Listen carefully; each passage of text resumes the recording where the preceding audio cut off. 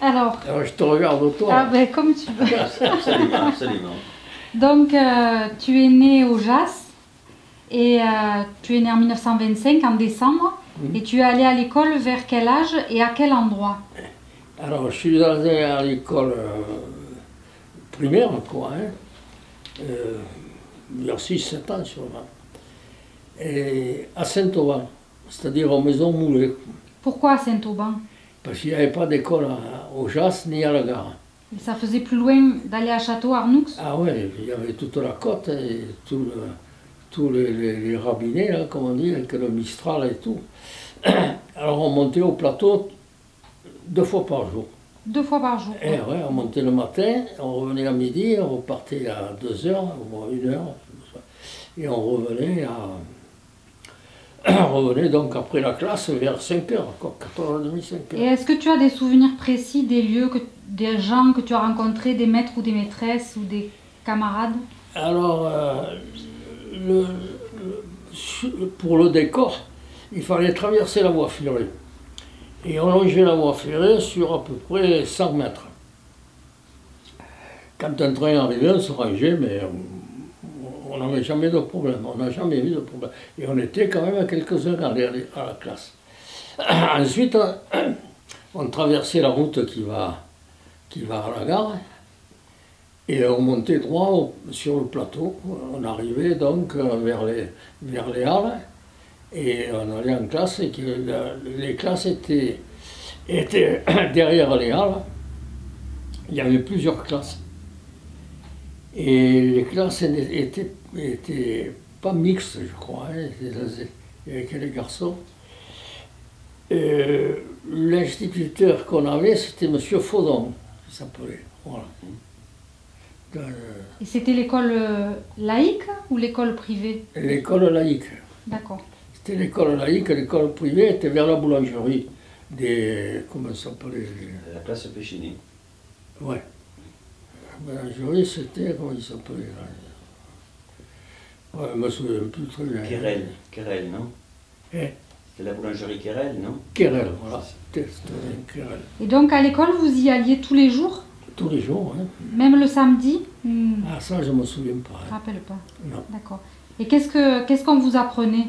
Tu te rappelles? Alors, je ne me souviens pas parce que ça, ça a tellement changé hein. Des fois on y allait le samedi, des fois non. Enfin, à l'époque, ça changeait moins que maintenant, quoi. Maintenant, ça change toutes les fois qu'il y a un ministre. Mais qu'est-ce que tu m'as demandé? Et tu y allais jusqu'à quel âge à Saint-Auban? Et à Saint-Auban, je devais être allé jusqu'à 10 ans à peu près. D'accord. 9-10 ans. Dans les années 35. Voilà. Et après, tu es allé où alors? Alors après, je suis venu à Château, rejoindre mes parents, qui avaient pris le café tabac. Et là, je suis allé à l'école communale de Château-Arnoux, laïque, où il y avait Ernest Morel comme instituteur. Oui, oui. Parce qu'ils ont tenu la bibliothèque longtemps, les Morel. Ernest et Madeleine, ça s'appelait. Oui. Dit le piment. On appelait le piment parce qu'il était sévère. Et qu'est-ce qu'il faisait qui était sévère? Il donnait des coups, il donnait des punitions? C'est-à-dire qu'il était sévère C'était un gars qui se faisait respecter, quoi. Il y en a qui se font chahuter, et il y en a qui étaient dans la discipline. Et quand ça tournait mal, il donnait des coups de règle. Ou il te tirait un peu les oreilles. Voilà. Et tu l'as eu jusqu'à ce que tu Je l'ai eu quittes jusqu'au l'école? certificat d'études. Ah oui, d'accord. Ouais. Donc, jusqu'à quel âge? 12 ans? Jusqu'à 11 ou 12 ans, je ne me souviens plus. D'ailleurs, dans la classe, il n'y avait pas trop de... Il y en avait quelques-uns qui n'étaient pas mauvais, quoi. Mais il y en avait beaucoup qui butaient sur les participes passés et les règles de 3. Ça continue. On n'a pas vu des aigles. Et est-ce que, toi, dans ta famille, est-ce que l'école était importante? Évidemment, oui. Ouais. Vous étiez obligé de bien travailler ou on contrôlait vos devoirs? Et puis, normalement, on travaillait parce que c'était un peu la tradition de la famille, quoi. Et on lisait beaucoup. Voilà, malgré qu'on soit au café, qu'il y avait beaucoup d'animation et tout, on lisait beaucoup, quoi, des trucs dans le style Les Trois Mousquetaires, le Capitaine Fracasse, comme ça. Quoi. Et quand, c'était des westerns de maintenant. Quand tu es allé à l'école à Saint-Auban, c'est tes parents qui ont choisi l'école laïque plutôt que l'école libre, privée. Ouais. C'est tes parents qui ont voulu que tu ailles à l'école laïque. Ouais, parce que... Pourquoi? Parce que tes parents, ils étaient quand même catholiques. Ouais. Mais ils préféraient l'école on laïque. estimait que c'était l'école de la République. D'accord. Ouais.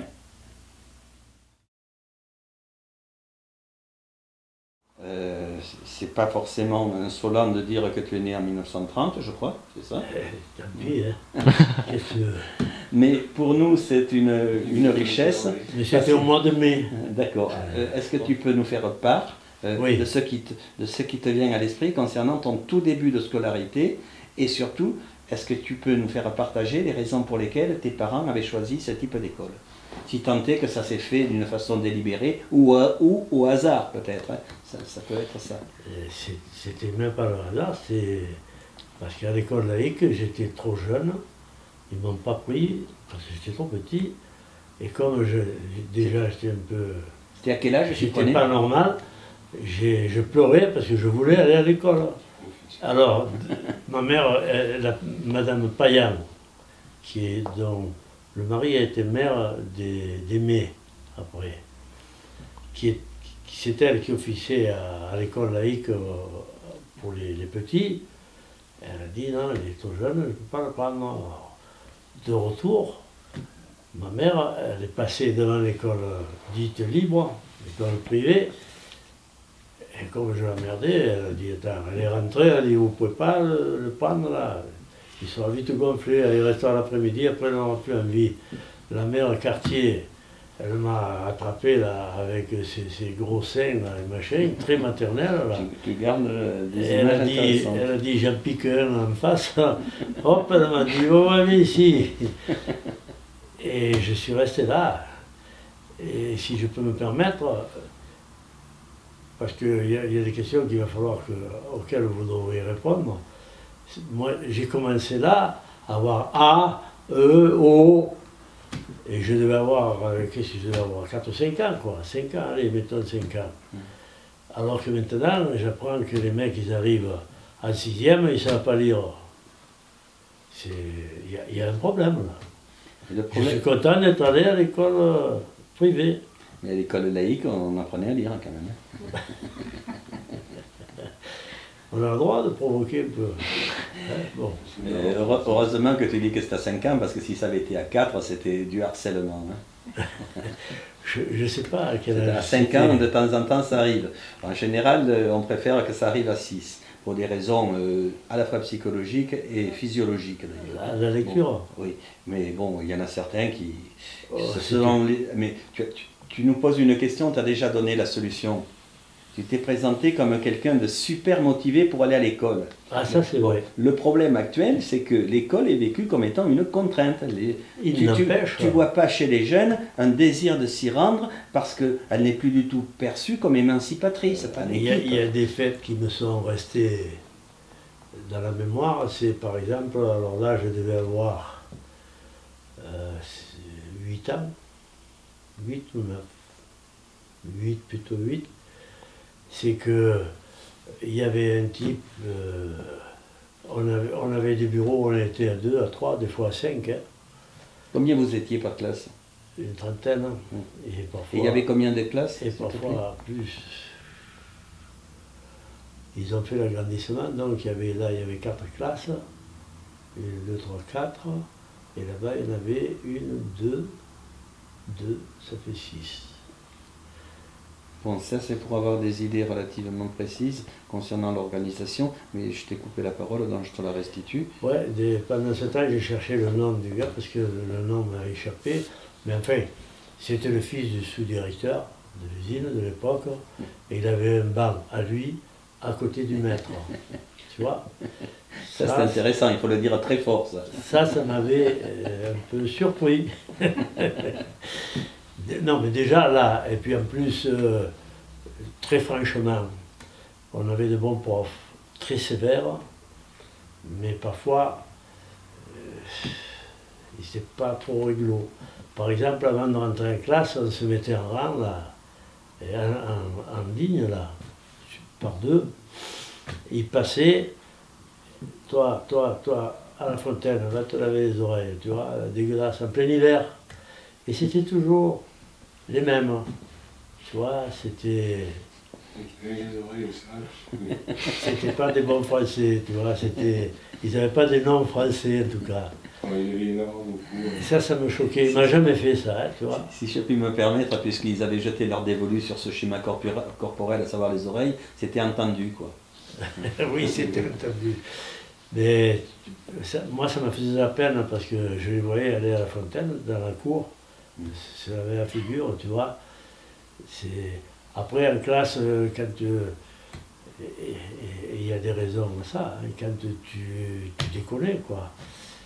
Et il te faisait mettre à genoux devant le tableau avec les mains sur la tête, tu vois, mais à genoux. Les châtiments corporels. Le catéchisme, ça comptait comme le français, l'orthographe, les mathématiques, enfin, on disait le calcul à l'époque. Oui.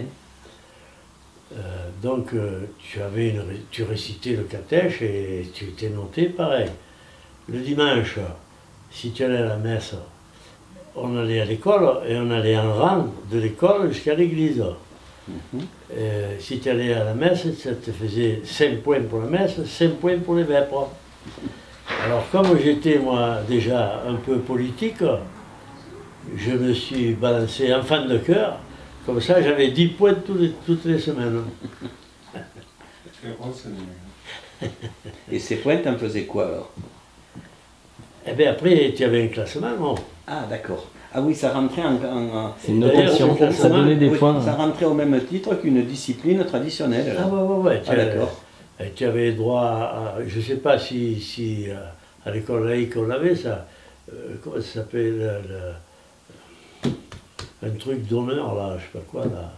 Oui, le bon point. Oui. Non, il y avait une espèce de médaille là. Et puis, certains jours, si tu avais bien travaillé, tu avais un cahier particulier qui circulait à tour de rôle.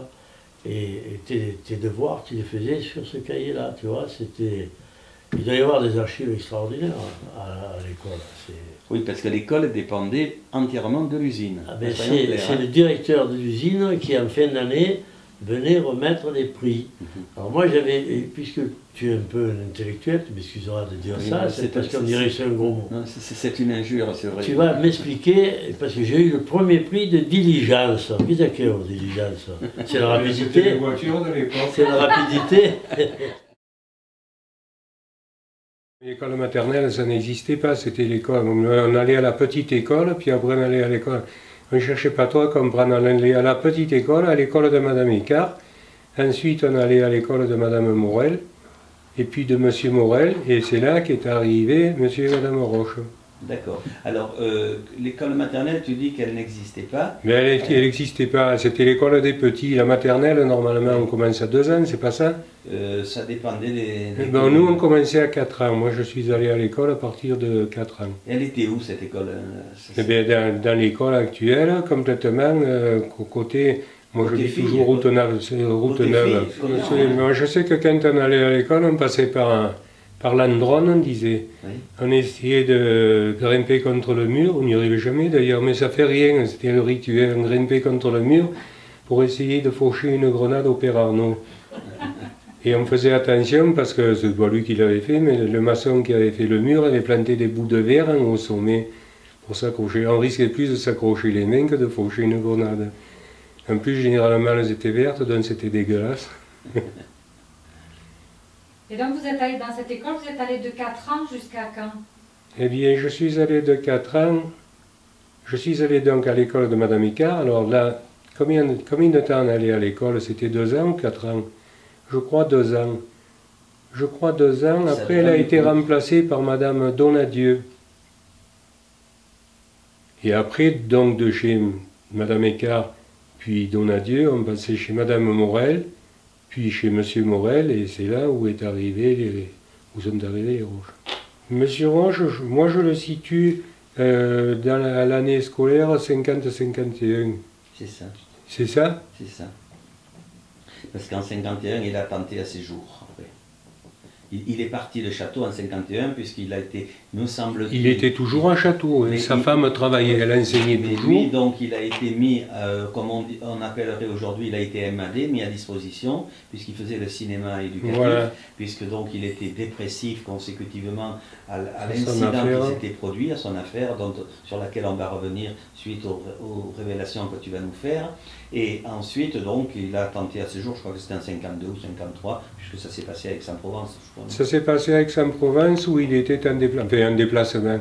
Surpris, en quoi ça retient ton attention positivement aujourd'hui, etc. Voilà.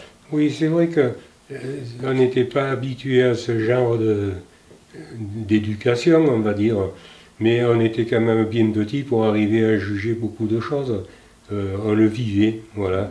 Mais c'était agréable parce qu'avant ça, l'école, ça allait comme ça. Après, il y avait quand même un plus. On y allait volontiers, quoi, voilà. Il y avait quoi? Moins de discipline, plus de liberté? Oh non, mais c'était orchestré d'une façon différente. Ce qui fait que on se laissait faire gentiment. Et on était content, dans le fond, voilà, c'était bien. Et puis on découvrait un tas de choses quand même. Moi je le disais l'autre soir, on a eu par exemple des correspondants, on avait des correspondants à Nice. Moi je me souviens du mien, il s'appelait Gastaldi. Et une fois, en fin d'année scolaire, bon, quand il y avait le voyage de fin d'année ou des trucs comme ça, eh bien nos instituteurs avaient organisé un voyage, un déplacement, où nos correspondants de Nice étaient venus jusqu'au au barrage de Castillon. Nous étions allés là-bas, ça nous avait permis de rencontrer nos correspondants. On avait d'autres correspondants à Épernay. Alors je disais l'autre jour où nos correspondants d'Épernay, enfin leur instituteur, nous avait envoyé une bouteille de champagne. On n'était pas des choucatoums, mais enfin bon, je sais pas, c'est des trucs qui restent quoi. Après ce qu'on faisait, on faisait l'imprimerie. Alors l'imprimerie c'était nouveau, on ne savait pas ce que c'était l'imprimerie. Alors on faisait nos textes sur un composteur, je crois. On plaçait nos lettres avec le petit truc qui poussait, enfin, et on mettait ça en page après sur notre machine à imprimer, quoi. Vous faisiez un journal? Et on faisait un journal. On faisait un journal, alors chacun avait son journal, et puis bien sûr à l'époque de nos correspondants, bon ben c'était certainement M. Roche qui le faisait, l'envoyer à l'école correspondante, voilà. Et c'était la correspondance interscolaire. Voilà. Qui se passait à titre, disons, individuel, élève entre élèves, mais également, d'une façon plus globale, classe entre classes. Voilà. Et c'est vrai que c'était un moyen de communiquer avec des personnes que l'on ne connaissait pas, mais qui étaient très enrichissantes au niveau justement de l'échange que cela supposait. Voilà, disons qu'on ne se posait pas trop de questions, mais on le vivait, et on le vivait bien. Et ça se faisait qu'au niveau de votre classe, pas sur tous les niveaux. La pédagogie freinée, elle se faisait que dans votre classe? Ben, Madame Roche, c'était pareil, hein. Peut-être un peu moins poussé parce que bon, les élèves étaient un peu plus petits. Voilà. Et les parents, qu'est-ce qu'ils en pensaient? Bon, on ne se posait pas trop de questions. Ben non, moi je sais qu'à la maison, mes personne ne m'a rien dit. La différence par rapport à ce qu'on connaissait, c'est que ben, c'était agréable, voilà. Tout le monde le faisait volontiers. L'autre jour, on a discuté avec Félix Guillardi. Il a un an de moins que moi. Tu te rappelles quand on était à l'école, monsieur Roche, ouais, c'était bien l'imprimerie. Voilà, quand on faisait l'imprimerie, par exemple, ben, il ne mettait pas tout le monde à faire l'imprimerie, là, ça aurait été le foutoir. Mais c'était très organisé. Voilà, c'était organisé. Non, lui, il avait eu cette pédagogie-là, il l'avait mise en place comment? Vous savez? Non, moi c'est que j'ai retenu, compte tenu de mon âge déjà, mais je pense que c'est valable pour tous. On a eu l'occasion quand même, il y en a qui sont partis d'ici, mais on se revoit des fois, des anciens de ce moment-là. Ben voilà, s'il nous arrive, on ne parle pas que de ça, mais s'il nous arrive d'en parler, ben on dit tu te rappelles, voilà, c'est la discussion que j'ai eue l'autre jour, notamment mon petit-fils à Saint-Aubin. C'est très intéressant. On était bien quoi chez ces gens-là. Je me souviens le jour qu'on est allé passer notre examen d'entrée en 6e. Et on a passé à Sisteron, on est retourné dans l'après-midi, et bien on est vite allé chez eux. Alors pourquoi chez eux? Est-ce qu'il y avait eu la sortie des classes déjà? Est-ce que c'était un jeudi? Bref, on était allé chez eux pour leur dire comment ça s'était passé. On l'aurait peut-être pas fait avec un autre. Tu es allé à ce que nous appelons l'école patronale, ce que vous avez appelé l'école libre, et qui était en fait l'école privée, par opposition à l'école publique. Je pense public. Et donc la première question que nous posons, c'est pour quelles raisons tes parents avaient fait un tel choix? Parce que souvent c'est délibéré, mais pas toujours. Non, mais la question, c'est normal qu'elle soit posée comme ça, parce que mes parents étant arrivés à Saint-Aubin dans les années 39, mon père issu de la marine, donc déjà imprégné d'une certaine discipline, et en plus mes parents étaient des catholiques pratiquants, croyants. Donc l'école laïque, à la limite, ne devait pas trop leur convenir. C'est une supposition que je fais à l'heure actuelle, j'en ai jamais parlé avec mes parents. Toujours est-il, c'est que il y avait aussi la proximité. J'habitais là où j'habite toujours, donc à 60 mètres de l'école à peu près, 100 mètres, allez. C'était pas la maternelle telle qu'on la conçoit aujourd'hui, pas du tout. Mais l'animation par Mme Cartier, c'était en quelque sorte une préparation à l'école. D'accord. C'était plus une préparation à l'école. Je suis allé, là je ne m'en rappelle plus tout à fait, parce que je devais avoir 3 ans, peut-être 3-4 ans. On ne prenait pas les enfants à 2 ans à l'époque, donc je devais avoir 3 ans peut-être. Et je suis allé chez une dame qui s'appelait Madame Martin, et qui était à l'école libre de filles. Et là il y avait une classe maternelle. J'allais dire, moi aujourd'hui j'appellerais ça une pouponnière, puis après, quand on rentrait chez Mme Cartier, c'était déjà un peu plus... C'était une vocation sociale, beaucoup plus à l'époque. Oui. Donc, à l'époque, c'était pas l'école Péchinet, c'était l'école libre, pas l'école privée non plus. Mais, tout en étant à l'école libre, effectivement, on avait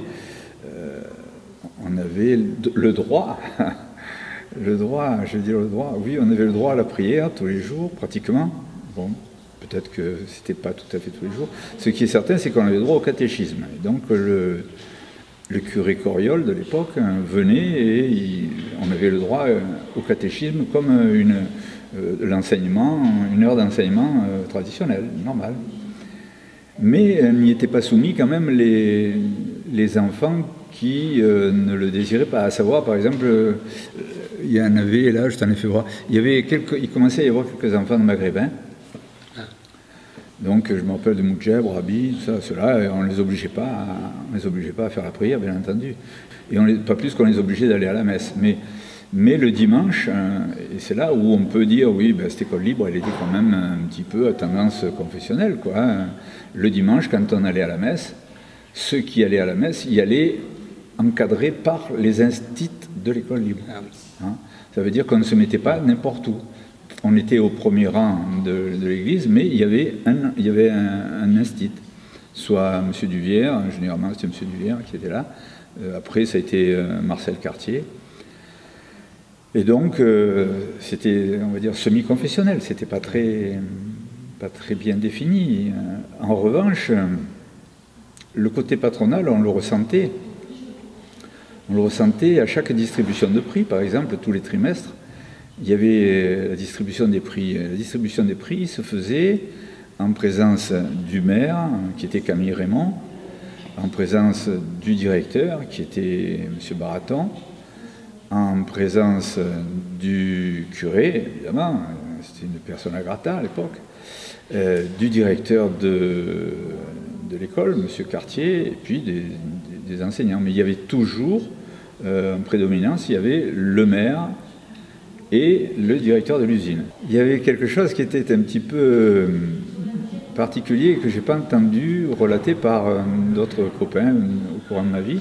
C'est que dans notre école libre, il y avait aussi c'était proche de la guerre quand même, hein, parce que je disais que moi j'ai dû aller dans cette école de 46 à 52, on était proches, et on avait, quand on était premier de la classe, on avait le droit à la médaille d'honneur, et c'était une Légion d'honneur.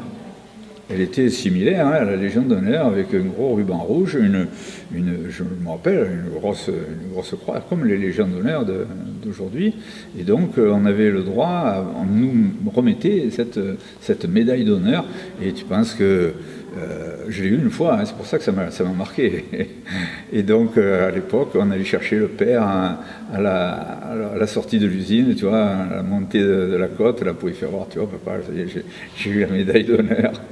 Mais il y avait je ne sais pas si c'était, non, je ne vais pas jusqu'à dire que ça rappelait certaines périodes vichistes, mais bon, c'était assez...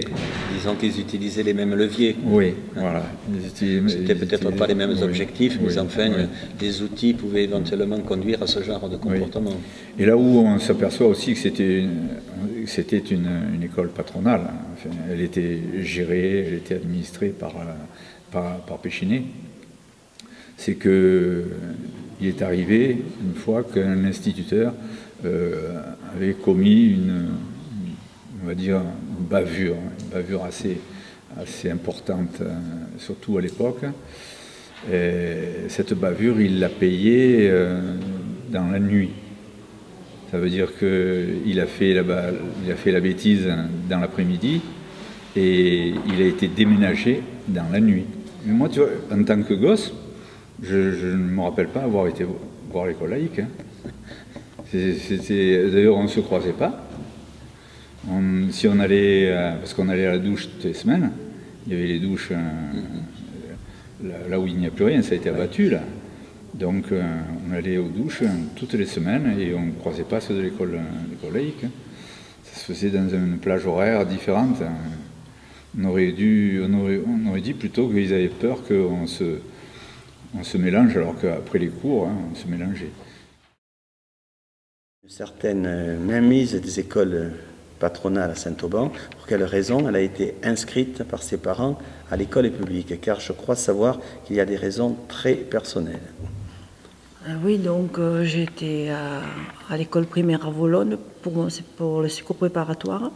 Et ensuite, dans le courant du premier trimestre du CE1, nous avons déménagé. Mon père, travaillant à l'usine, avait obtenu une maison de l'usine. On habitait à la cité. Bon, une maison relativement plus confortable quand même qu'à Volonne. On était contents.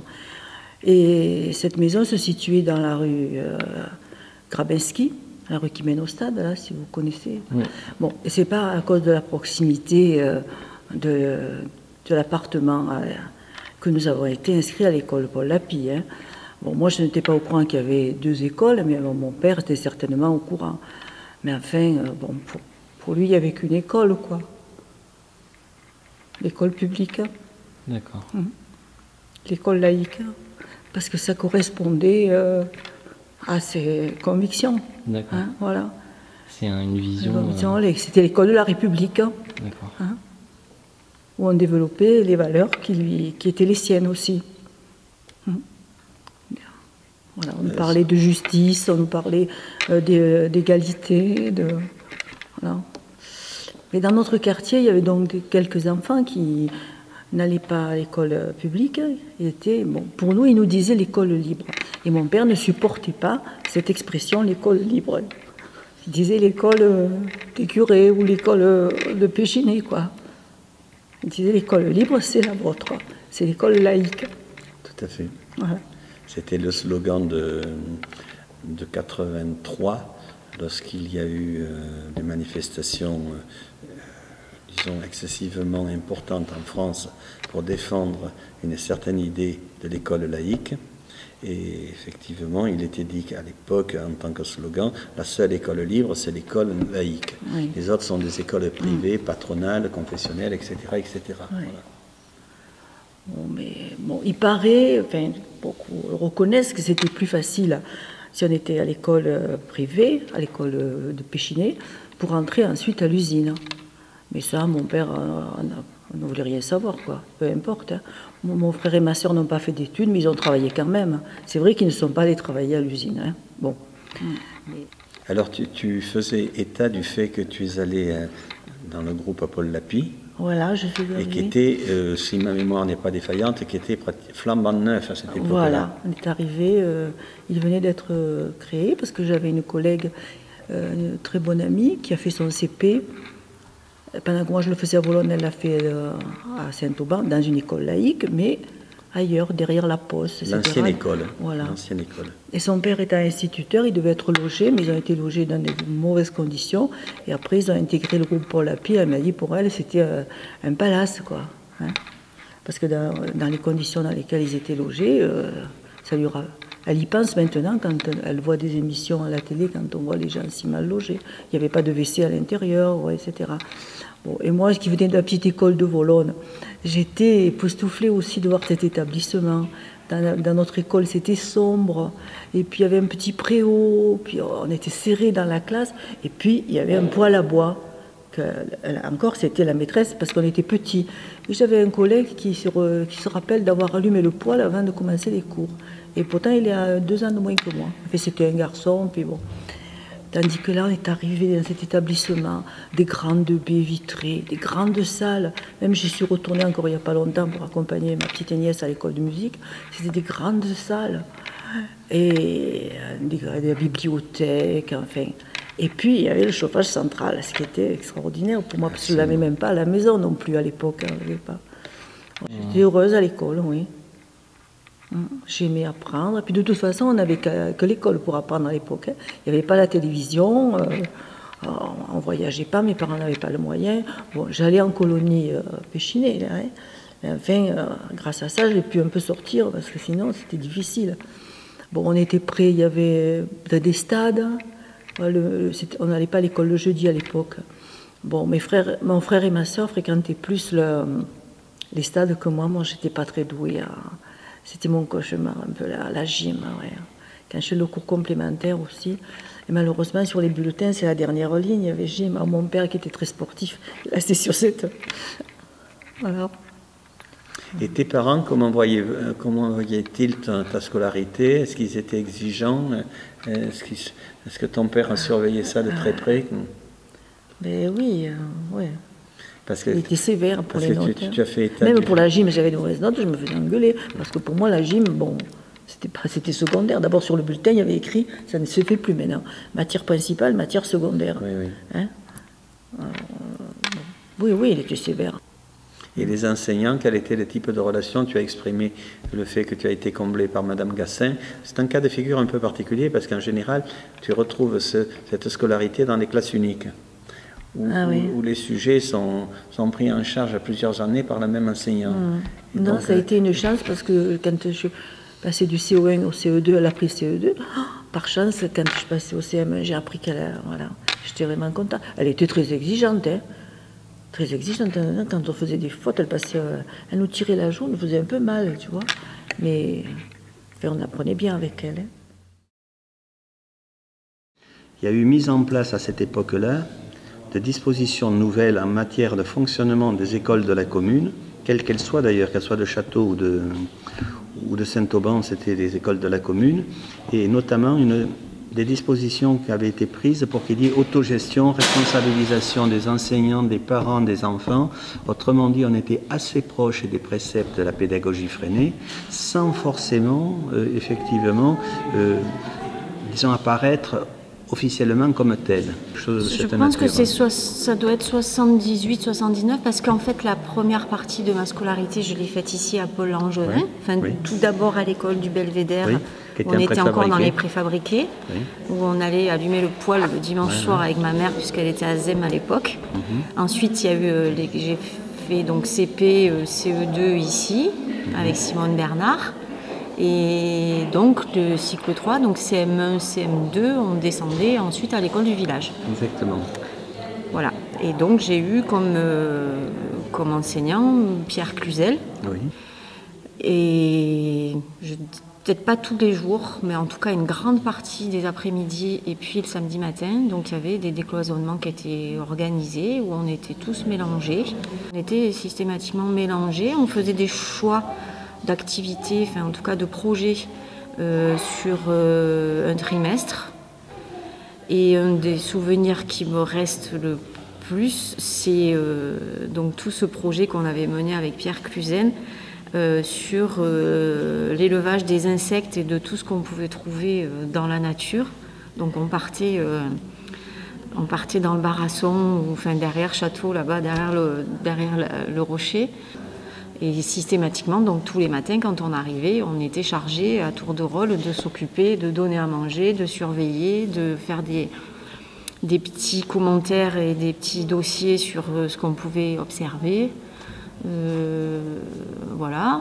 Donc, mais notamment en fin d'année de CM2, on avait fait la randonnée là derrière entre Châteauneuf, je crois, et Château, je ne sais plus encore, mais enfin, en tout cas sur la piste, avec ce pique-nique, enfin voilà, c'était la fête. Oui, puis je crois qu'il y avait un principe d'entraide aussi, puis d'apprentissage de la tolérance et de l'acceptation de la différence de l'autre. Absolument, sur le plan moral, tu as raison d'insister là-dessus. Parce que c'est pas souvent qu'on en parle, et dans ce système éducatif, c'est vrai que ça apparaissait. C'était une période, effectivement, qui a fonctionné 12 ans, c'est-à-dire 6 ans sous mon autorité en tant qu'adjoint au maire, et la personne qui m'a succédé également l'a conservé pendant 6 ans, puis ensuite tout a été démantelé. En tout cas, moi je pense que ces 2 années-là que j'ai passées à l'école du village ont vraiment déterminé mes choix professionnels après, puisqu'ils m'ont guidée vers l'éducation populaire. J'en ai pris conscience, je crois, il n'y a vraiment pas longtemps de ça. Mais oui, il y a eu cette opportunité, quand j'ai eu 17 ans, en fait, de pouvoir aller travailler à la Tanière, enfin au centre de loisirs à Saint-Auban, qui n'était pas encore la Tanière, de rencontrer M. Priam, qui n'était pas un enseignant freiné, mais en tout cas qui nous a placé l'équipe d'animation exactement dans ce type-là de fonctionnement. Et j'ai appris à travailler là-bas, voilà, à mettre en place tous ces systèmes de projets où les enfants sont impliqués, où les enfants sont responsabilisés, où on leur donne de réelles missions pour qu'ils s'émancipent, pour qu'ils deviennent voilà, des citoyens épanouis. Et j'y ai passé presque pas 20 ans, mais presque, voilà, à défendre ardemment une éducation populaire vraie, dans laquelle chacun a sa place. Et puis il y a aussi après donc le volet danse, puisque je suis enseignante en danse. Et que, en étant isolée un petit peu ici, dans le département, puisque la danse n'est pas forcément très représentée ici, qu'on n'a pas de conservatoire, qu'il n'y a pas d'institution, je travaille donc dans une association d'éducation populaire, et je me suis rendu compte que je n'enseignais pas de la même façon que les autres professeurs de danse. Et ça, j'en ai pris conscience donc en étant en formation au Conservatoire national de danse et de musique de Lyon, puisque quand j'ai confronté en fait ma pédagogie à la pédagogie de mes collègues qui ont de très belles pédagogies aussi, mais qui restent des pédagogies la plupart du temps assez traditionnelles, je me suis rendu compte qu'il y avait des choses qui ne concordaient pas. Donc c'est vrai que dans un premier temps, on se sent toujours très différent et on se dit, enfin, je ne suis pas du tout dans la norme, il y a quelque chose qui ne colle pas. Et puis, en fait, là, ça mûrit petit à petit. Je pense que ça va mûrir encore. Et je pense que la pédagogie freinée, de toute manière, qui est applicable dans beaucoup de champs, et donc est applicable dans l'éducation populaire et dans tous les enseignements, de toute façon, et y compris à l'enseignement de la danse.